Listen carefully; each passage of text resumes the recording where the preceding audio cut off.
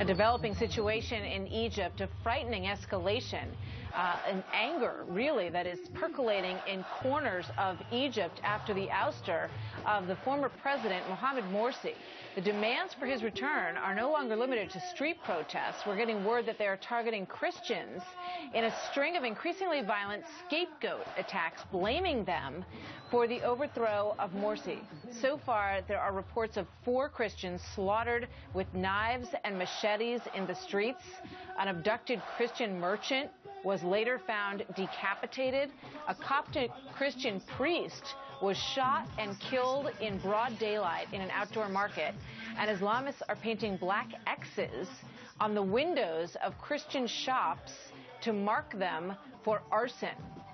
I'm joined now by Brooke Goldstein, an attorney and the director of the Lawfare Project. Brooke, this is obviously an extremely serious and growing situation, and one wonders why we don't hear more about it on the front pages of our websites and newspapers in America.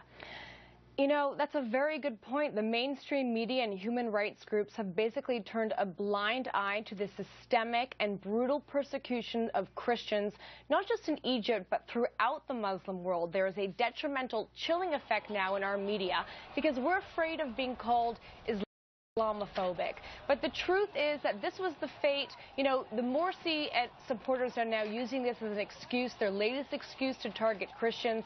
But this was the fate of Christians when Morsi was in power. It's now, as you see, the fate of Christians after Morsi is in power, and it has just reached to pandemic proportions.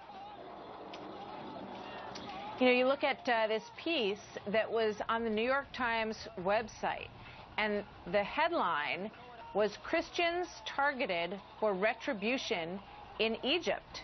And then that headline disappeared from the website, and it was replaced or topped off with another story, which sometimes does happen on websites. But what's curious is that the story that they topped it off with seemed to be in many ways less newsworthy and not really breaking news at that moment. Why do you think this is happening? Well, you know, again, the mainstream media is too afraid of accurately reporting on what's going on in the Muslim world. We're not reporting on the fact that millions and millions of innocent Muslim women and children are being targeted on a daily basis. We totally turned a blind eye to what was happening to Christians while Morsi was in power. We supported Morsi as though he was some sort of duly elected, democratically elected government, when in reality he legalized the persecution of Christians. He wrote Sharia law into the Constitution. He called for the expulsion of all foreigners from Egypt. And what resulted? Something like the St. Mark's Cathedral siege, where we saw the Egyptian government actually take place in the siege and violent attack of Christians while they were worshiping at one of the most important cathedrals. And shame on us for not covering this. We're basically sending the green light that these Islamists can continue killing Christians with impunity.